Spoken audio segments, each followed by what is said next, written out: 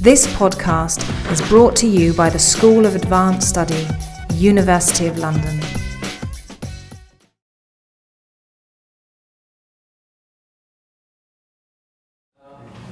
My talk was about biological individuality, and the kind of things I've been doing were about biological individuals and organisms, and this is a conference about biological identity, which is not the same. So I started by saying of biological individuality, and then I have a few claims about that, and then I'll try to say a few things about the consequences of what I've been thinking related to biological individuality on identity. So the first part of the talk is really about individuality, and it will summarize lots of things that some of us have been saying for a while, and actually there will be not very new things in it, except a few things that I've already did, and that I'll be very fast in summarizing them. And then I'll try to say a few things about identity and metaphysics. So actually, I'm not sure the PowerPoint is really helpful, but there are many slides in it, and so I just not to waste them. I said, well, I should save them and put them on the computer. The context of the talk is the following. Well, there is a very usual way of talking about identity and by lay people, which is saying, this is in my DNA. I mean, that's something. Actually, I think Paul Griffiths and colleagues made a study, and they asked people randomly in the street, how you describe what's your nature, what's your identity, and so. And people used to say it in my blood, and now they say it in my DNA. And I remember a few years ago, I was stuck when I saw something which was about Coca-Cola. Actually, Yannick was saying that happiness is in the DNA of Coca-Cola. So it's that's the classical view. So DNA or genotypes is the identity of something, and you oppose it. It allows you to contrast this identity with the environment. So genotype and environment is a nice way to provide a biological framework to think of the biological identity of organisms and humans, of course. Well, now we know that's not the correct thing to do, and science is far beyond this view that identity of animal is in my DNA. And for lots of reasons that have been evoked already, you have reasons regarding the fact that all the microbiota in us, in mammals especially, contributes to basic functions, and so you have even some people inquiring the way you eat yogurts. You ingest probiotics influence your disposition to being depressed or being psychopath or whatever. So this fine articulation between microbiota and bacterial gut and the multicellular organisms seems constitutive of the identity. There is another way. Biologists now they have tools to consider not only genomes of organisms but genomes of a whole environment. So, for example, you take a boat, you go in the ocean, and you collect water, and then you do metagenomics. So you scan the whole genome of whatever is in the sea, and in this collection of water, and you have all the genes. You don't know whose genes they are. Actually, that's not the problem. What you want to know is what are all the genes here, and it gives you something about the identity of your ecosystem. Actually, it allowed us to multiply by, I think, 10,000 the amount of bacterial species that occur like pathogens. So that's metagenomics. So, and just about the way genomes are very different entities than they used to be in biology, like 2 or 3 decades ago, and that they still are in the usual way of talking by lay people, like me in the street. So first, the problem of, that's the outline of first biological individuality, then a few heterodox views about organisms and individuals, and then views about biological identity. So actually individuality is a metaphysical concept, and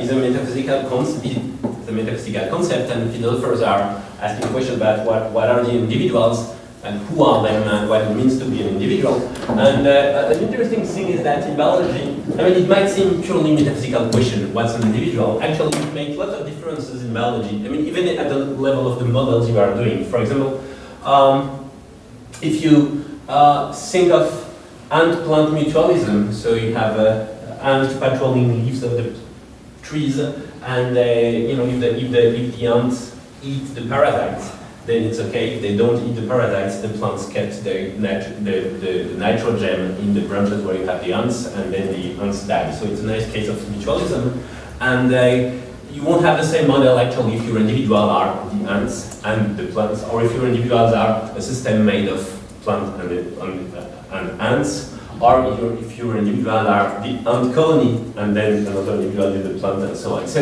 it's just an example to say that, well, actually the philosophical question of what's an individual makes differences into modeling in biology. So, well, about individuality, one may distinguish two parts of the question. The first is, well, you have lots of things, and for example, as Leibniz was saying, you have a pile of stones, and actually it's not an individual, and then you have a set of cells with the same genotypes, and good chances that's an individual. So the question is how lots of parts, I mean, Navarro was talking and having a very sophisticated theory of how parts, several things together make up an individual. That's the ontological question, and then you have an epistemological question about how you recognize that, how you discriminate individuals in the street. So, so a few issues are related to that. First, the boundaries. Second, the boundaries of individuals. Second, the persistence. I mean, how in time individuals keep on being the same individual. And then the question of how this individual is not this other individual. And I mean, making this talk, I just have been relying on memories of past versions of myself. I've been reading very old philosophers, and I think I remember there's not that, well, you correct me of course, but in Aristotle, who talks in individuals, in the translations of Aristotle, there is no word for individuals, and he said it's what he said like todeti in Greek. So it's like this, this, and the this is, as far as I remember, some people, at least in French, translate it by individual. So, and this question of the distinction between individuals has an intrinsic relationship with the question of the identity of the individual, of course. So, in biology, often people talk indifferently between about individuals and about organisms. And among the small community of philosophers of biology, some philosophers, like Philippe Huneman, are arguing that you should get rid of the notion of organism because, I mean, individual is plenty enough. So you have like large individuals like us, very large individuals like ant colonies, very small individuals like bacteria. But you know, you can just go on only with the word individuals. Other people like Thomas Prade and other people in this room, like Dennis, are saying that you need the concept of organism. Anyway, the concept of individual is metaphysical. It's just a subclass of individuals that are biological individuals, whereas the concept of organism is, of course, specifically biological. It plays a crucial role in modern biology, as all the readers of Kant, I guess, are aware of. It's still a major concept for developmental biology, at least, even though some evolutionary biologists, or philosophers of evolutionary biology, like Frederick, are against the concept of individual. Whereas individual has, well, I think I talked about that already. So, but the other thing is that organisms are paradigmatic individuals. So if you randomly pick up a philosopher and ask him to do a conference about a lecture about individuals, he said, well, think about a horse. So they are really paradigmatic individuals. You have lots of problems with the metaphysical concept. So you have lots of difficulty with this concept. For example, individual means that you cannot divide it, but actually France is an individual and it's divided because you have France and then you have Wallis and Futuna, which is very far away, and Corsica. But it's also a part of France, it's not especially contiguous. And the other thing is that, and we've heard a lot about that already, is that even though the paradigmatic cases of individuals in philosophy are the metazoan organisms, so, well, biology is talking about individual in general, but it's a metazoan individual, it's the horse, I mean the same as before. But in biology, you have also lots of bizarre cases, and we just talked about that. So you have like the Portuguese mean of war, and all like the slime moles, and the slime moles prime, and all the other ones. Leibniz had a very, very sophisticated theory of individuals, and I'm talking about Leibniz here because basically he says things that are not far from the theory of evolutionary transitions in individualities, which are something I've been working on. And I'll be talking also about Leibniz regarding identity, of course. So lots of things in those theories are based on his doctrine. I think he's the one, or the commentators I've been reading think. It is based on his doctrine of screws. So the idea is that a statement is true if and only if one statement is on the form A is B, and it's true if and only if B is included in the concept of A. So it's the doctrine of inherence or something like this in English. And the individuals are, actually an individual is, so this horse is the set of, has a notion of this horse, which is the set of all the properties of this horse.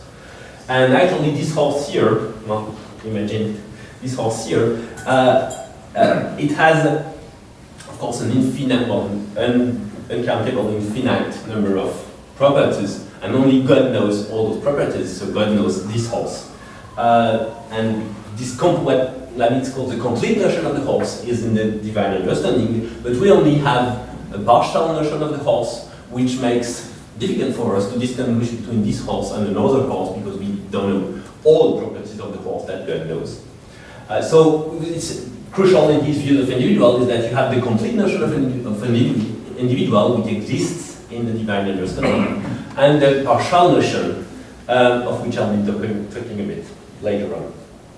And organisms are real collections of entities, and they are real being being real means being one being, and so that's also another metaphysical claim by Leibniz, which means that if you want to understand what's an individual, you have to address the question of what makes a set of cells different from a set of stones. And actually we have various ideas of collection, and there are kinds of collections. I mean, an army is not an individual, but it's more an individual.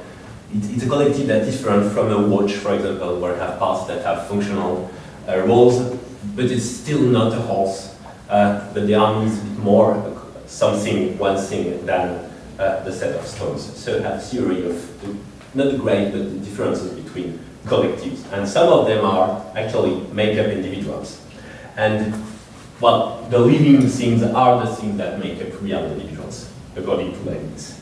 And actually there is an issue by commentator whether only living things are the real things, or some things that, because, I mean, they are not sets of stones, or you can have things that are still set of things, but something else than living things.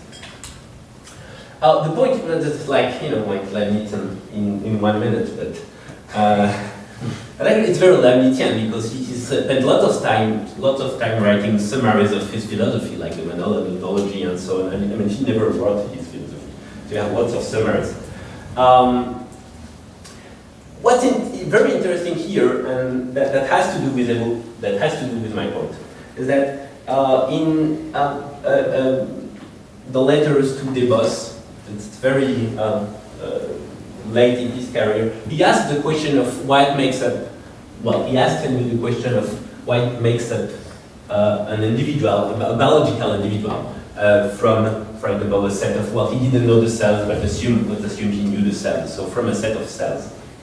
And actually he said, well, the cells are living by themselves, like the parts of an organism are have somehow a specific life because they exist. I mean, they have a proper existence. So having a proper existence, how they can come together with other things that have a proper existence and then make it something.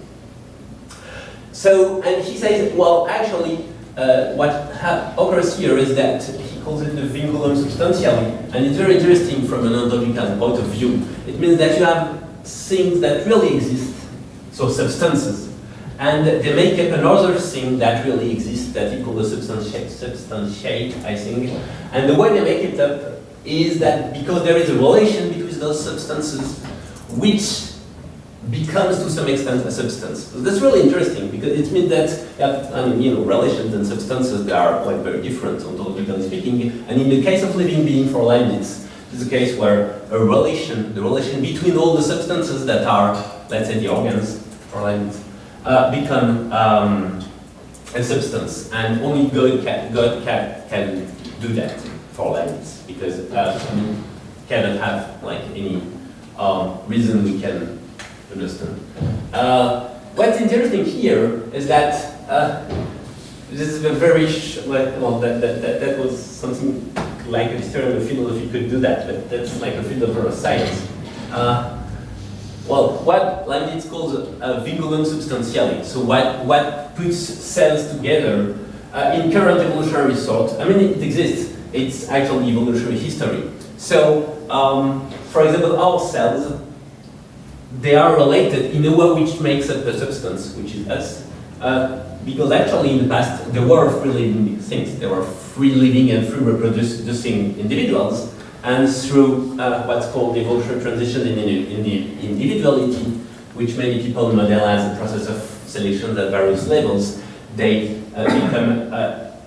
came together in a way that they cannot anymore reproduce freely, and the fact that their fitness was aligned ended up in the fact that they would have a common shared fate they cannot avoid.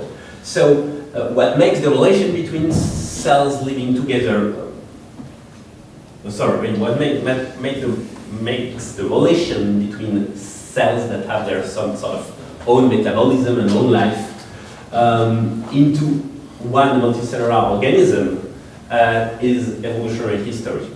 So, and so you have this nice coincidence between Leibniz's view of individuality and actually there is a paper, and they are saying different things, but there is a paper by Anectomy and Avital, I think, about Leibniz and then evolutionary transitions. But what was striking in Leibniz's view of individuality is that it's hierarchical. So, I mean, you always come up with, students' essays citing Leibniz and the way that every fish is a pond full of fish, full of fish, full of fish, full of fish, and so on. They have an infinite hierarchy. It's in the monology. So, individuals are nested, actually. And, so here you have like this, for example, think of genes, and then think of cells, and then this is an organism. So, that's a biological drawing by a philosopher. And so, they are not, yeah, you're right. So,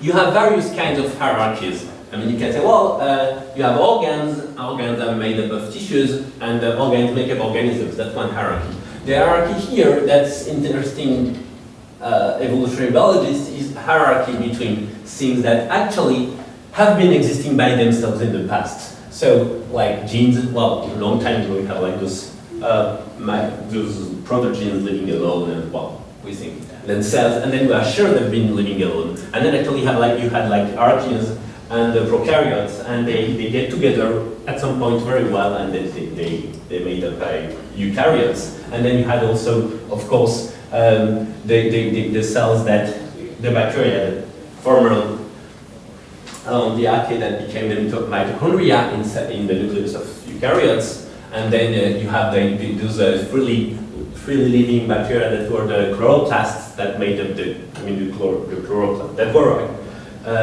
made the chloroplast in plant cells. So that's actually you see hierarchy here means hierarchy of things that at some point have been living together.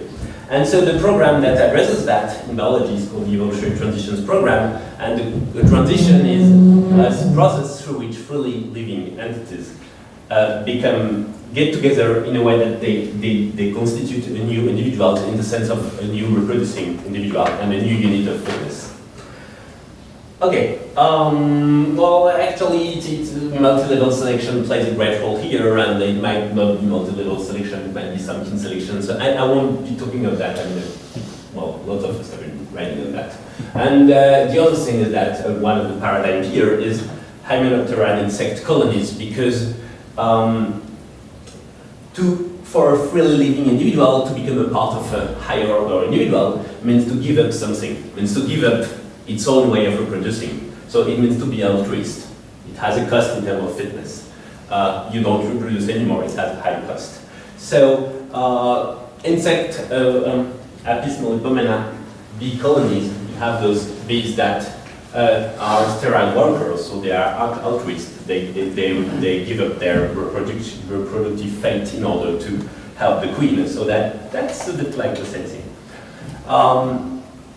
And so you could distinguish, you have lots of transitions actually. So, well, the basic picture is like macromolecules, genes, cells, multicellular organisms, colonial multicellular organisms. Well, some people are saying we are a new level in individuality, like the humanity might be something like one individual. I mean, seriously.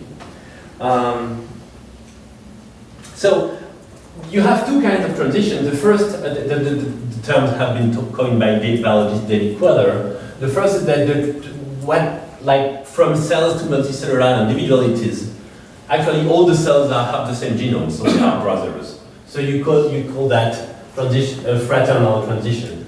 And you can have transitions where like the mitochondria and his host, it was a symbiosis between two different bacteria, or the eukaryotes. It was like you had archaea and the prokaryotes. So they were really very different. So they were sort of on a par and they constituted a new kind of individual. So it's called an egalitarian transition. And actually lichens could be something like this. And then you can think of, if you think of the difference between a bee colony where you have the sterile workers on the one hand, and the warriors, and then some of the sterile workers really gave up their fitness, so they don't reproduce, and others reproduce, and in our bodies, actually, gametes gave up their fitness. Somatic cells gave up their fitness, they don't reproduce, only the gametes reproduce, so it's like reminiscent of the organization of a bee colony. And actually, the slime molds is also the same. You have a few cells that will reproduce, and all the other, when the slime mold is made up, I mean the dictyostelium is made up into the collective forms, all the other are just helping the thing to move, but they'll die with no offspring. So you could think that in all those cases, you have something like a transition towards the fall towards individuality, but it's not complete. So it's a component transition, as some people could say. So you get here, you see, you have a nice picture of transitions, and okay. Well, actually, it's more complicated. So if you think of the transition between cells and multicellular organisms, if you think, for example, of mammals, I mean, mammals can have mammalian reproduction. You know, that's a philosophical statement. So the placenta is only possible because of symbiosis with a virus whose name I've forgotten. So that's something that has been seen recently. And actually, as I was saying, lots of non-fraternal things, so things that don't have the same genome as all our cells, have been involved in the transitions toward multicellular individuality. For example, one of the recent discoveries about the sort of symbiosis with bacteria that allows us to, in a gut, that allows us to produce scars, which is something useful actually. So it cannot be done by the multicellular organism by itself. So the emerging picture here is about, you have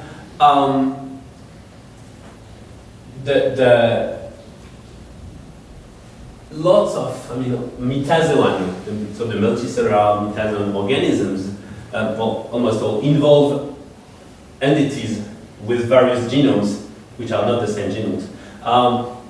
And we get mutually, so you have like 25% of insect species have the Wolbachia bacteria, which actually they don't have them, they can't reproduce. So that's a very nice example of how being an individual involves not only fraternal but also egalitarian transitions that included in the individual things that are not genotypically related. Well, the recent term that try to make sense of that is the notion of holobiont. So the holobiont is me with my gut bacteria. And so all the multicellular organisms, all the cells, but also all the bacteria. And they have all those nice questions of how many bacteria there are, and actually people had this figure that you have like 10 times more bacteria than cells with our genome, but that's not true. That's all approximately the same amount of bacteria. Anyway, so some people have been saying that holobionts are units of selection, so they are the individuals. This is a recent paper that shows that they have lots of problems with that. It's a problem that even if you have co-diversification, you may not have co-evolution. So and even if you have like symbionts, if you have like bacteria and let's say one bacteria and one multicellular organism that co-evolves, so each one evolved by natural selection adaptation to the others, it doesn't mean that the whole thing is a unit of selection. You might have different evolutionary processes. So what we know is that in many cases you have co-diversification between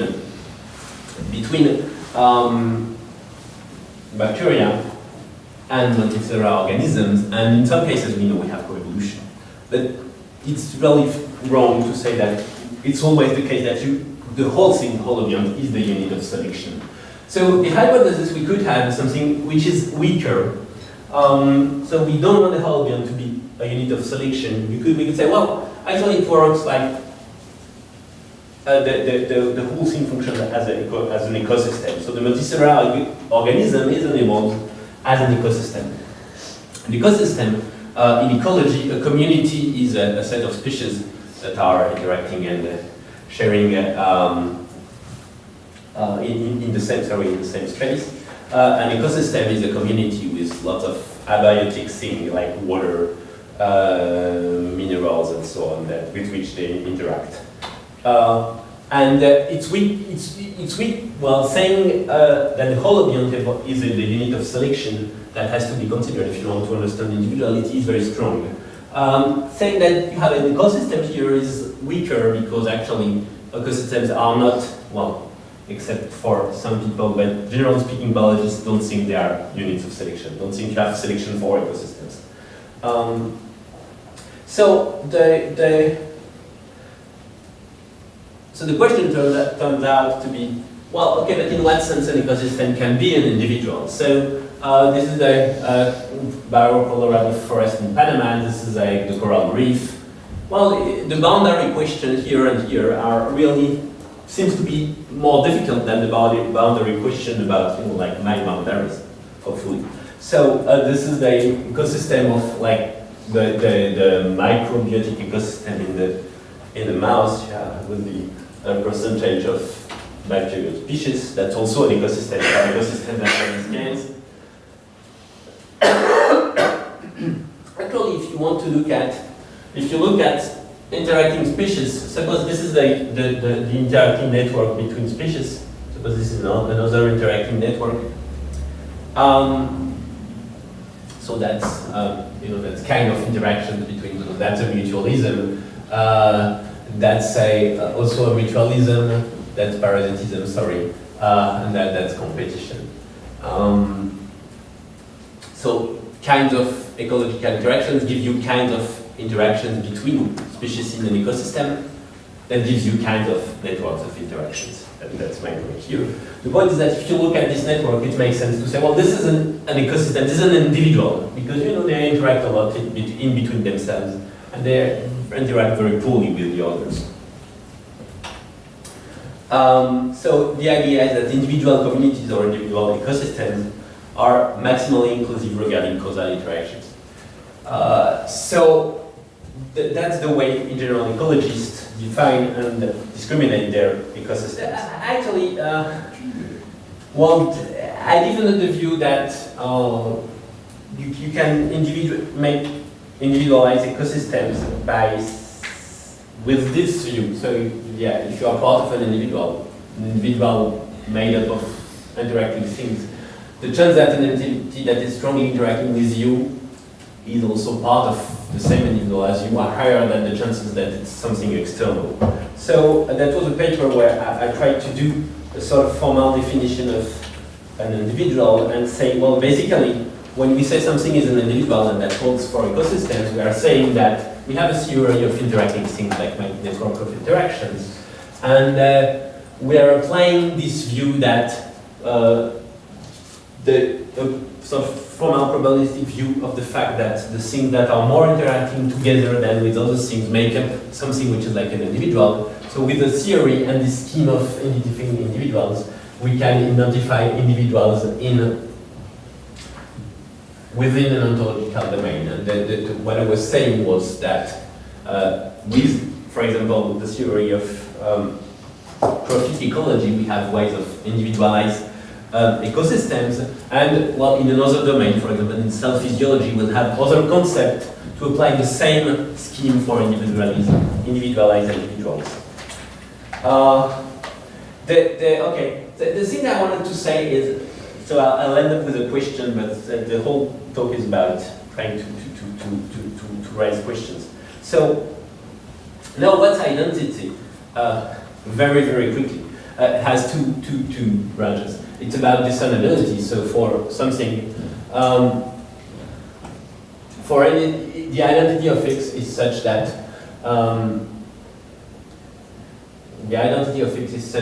everything that's not X doesn't have the identity of X.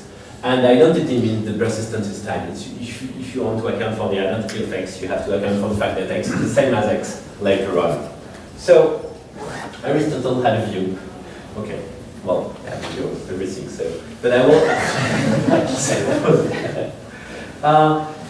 Now, but Leibniz has a very interesting view of individuality that's correlated to of identity that's correlated to the view of individuality, which is that it's based on the idea that Adam is F the Adam, F is the identity, and F is a function with all the properties of Adam. This is true even only if, so each of these properties are included in the concept of Adam. So, you have the complete notion of Adam that God knows, and what he called the vague Adam. The vague Adam is like Adam, whom we know, and then the other Adam, it's still Adam, but he never ate the fruit, so we shouldn't be there. And another Adam ate like a pear, so we could have been safe. And so you have all those Adams, the same Adam. So this is when we talk about this, we talk about the vague Adam, and the vague Adam as a concept, which is a partial concept, part of the complete notion of Adam. And so what's the main distinction here is the distinction between Adam and several possible worlds, which are a possible world is a set of compossible things, and Adam is the actual world. And so in worlds similar enough to our world, Adam means the vague Adam. So this accounts for something not the difference between Adam and what's not Adam. What's not Adam doesn't fall under the concept either of the complete Adam or of the vague Adam. It also persists. It accounts for persistence because the concept of Adam includes all the events that concern Adam in every possible world. And this opposes our more recent view, which is based on the Kripke Lewis views of possible worlds. So, and here, Adam, the word Adam designates Adam across possible worlds. So you can change many things, but that's the reference of a rigid designator. It's not a cluster of properties. So you don't go from all the properties that define Adam, assuming that the complete notion of Adam is in God's divine understanding, but you start from the reference of Adam. And this is the view I wanted to remind here. It's called origin essentialism. So in this view, you can define a view of identity where X, something is defined by the set of events that caused X in the actual world. Okay.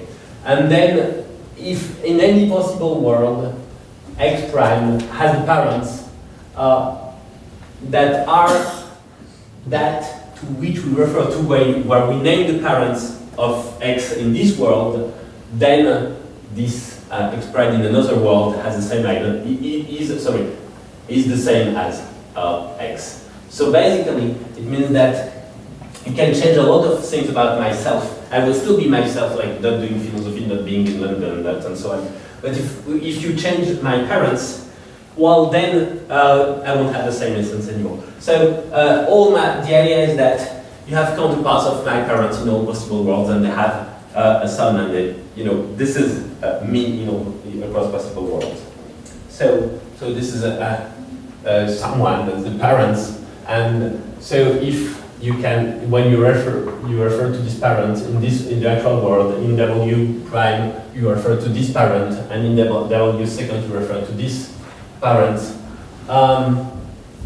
So it means that when you refer to G0, you are referring across possible world to all the descendants of those parents. Parents is like parents in biogenetics. It's not necessarily biological parents. It's very nice for biology, of course. For biological identity, it's a good way to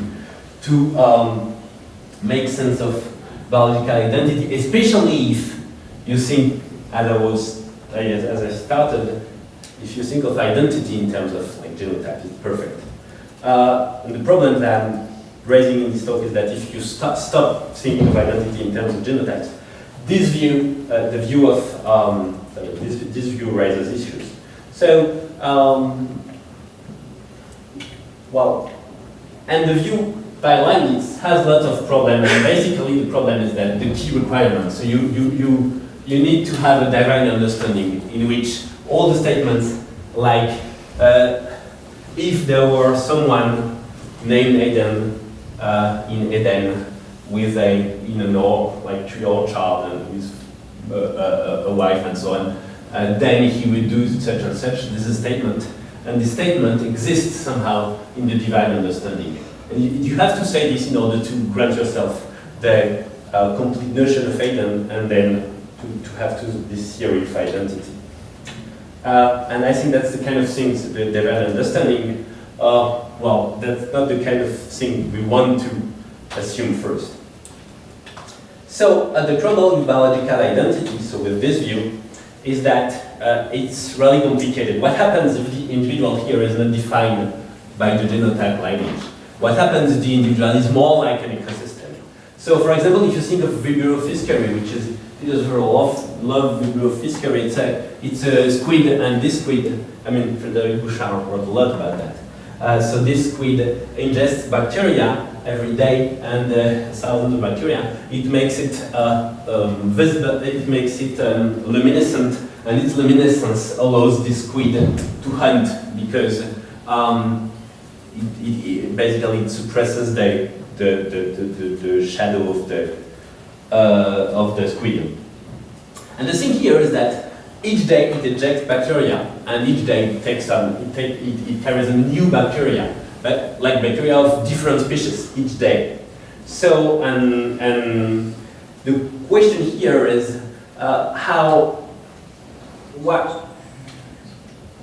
so you have time here, and you have my squid here, and it has parents, okay, but then each day you have new species inserted into the ecosystem, so to say.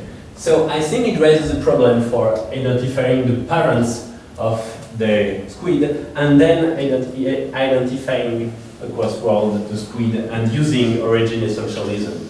So that was just the major thing I wanted to say in the talk, is the fact that it's very nice to use origin essentialism to think of biological identity in a view where somehow genotypes are providing identities, but in a view where individuals are something like ecosystems, as I was arguing on the basis of some of the recent programs in evolutionary biology, then it's very hard to use the origin essentialism view of identity, and you should have new ways of defining the transworld identity of parents, And the problem here is it's an ecosystem, so everything is symmetrical. You can tell the same story from the viewpoint of the bacteria of the squid, not only from the squid, so to say. So I have several options left, and I just end up here because one would be to reactivate a sort of Leibnizian view of identity. Another would be to rescind the notion of parent